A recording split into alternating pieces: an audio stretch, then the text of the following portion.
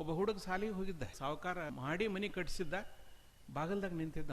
ಈ ಹುಡುಗ ನೋಡ ಮುಂದ ಆ ಸಾವುಕಾರ ನೋಡಿ ಕಿಸಕ್ಕನ ನಕ್ಕು ಬಿಟ್ಟು, ಸಾವುಕಾರ ನೀವ್ಯಾಕೆ ನಾನು ನೋಡಿ ನಗ್ತಾನೆ ನಾನು, ಕರ್ಕೊಂಬರ್ಲಿ ಇಲ್ಲ ಅವ್ನು, ನಾನು ಕರ್ಕೊಂಬಂದ್ರ ಅವ್ನು ನಾನು ನೋಡಿ ಯಾಕೆ ನಕ್ಕಿಲ್ಲ ನೀನು?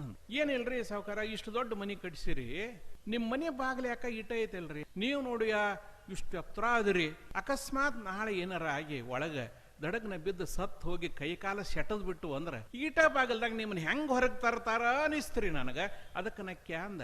ಕಟ್ರಲ್ಲಿ ಕಂಬಕ್ಕಂದ. ಅವರಪ್ಪ ಓಡಿ ಬಂದ, ಯಪ್ಪ ಯಾಕ್ರಿ ಅಪ್ಪ ನನ್ನ ಮಗನ್ ನೋಡಾಕತ್ತೀರಿ, ಹಿಂಗನ ಮಾತಾಡೋದು, ಇದನ್ನ ಕಲ್ಸೇನ್ ನಿನ್ನ ಮಗನೇನ ಹುಚ್ಚ, ನಿನಗೆ ಎದಕ್ ಬೇಕಲಿ ಅಂದ. ನಾವಿಲ್ಲ ನಿನಗ್ಯಾಕ್ ಬೇಕಲಿ ಆ ಸುದ್ದಿ, ಒಂದು ಚಪ್ಪಗಡ್ಲಿ ತಗೊಂಡು ನಂಗೆ ಕೈ ಕಾಲು ತುಂಡು ತುಂಡು ತುಂಡು ಮಾಡಿ ಒಂದು ಹೆಡಿಗ್ಯಾಗ ತುಂಬಿಕೊಂಡು ಹೊರಗೆ ತರ್ತೇವೆ ಅವನ್ನ, ನಿನಗ್ಯಾಕಲೆ ಆ ಚಿಂತೆ ಅಂದ ಅವ್ರಪ್ಪ.